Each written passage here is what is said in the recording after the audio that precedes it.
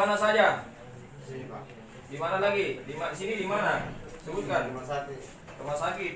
Rumah sakit mana di Puntung? Iya, Pak. Di mana lagi? Sama Tia, Pak. Sama Latia. Di mana lagi? Di mana lagi?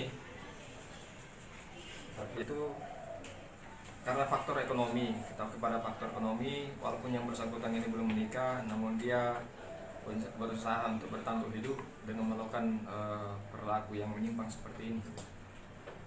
Pelaku sendiri dan sudah berapa kali beraksi? Untuk saat ini berdasarkan dari hasil keterangan pelaku ini sudah 7 kali, itu masih di wilayah hukum Polres Jeneponto. Kemudian yang bersangkutan juga sudah 3 kali menjalani proses hukum. Kasus pencurian ini yang kedua kalinya, kemudian perkelahian dulu 1 kali.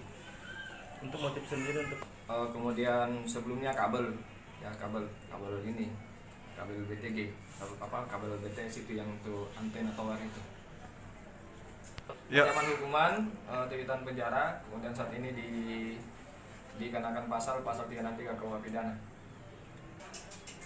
Mati juga ini kayaknya.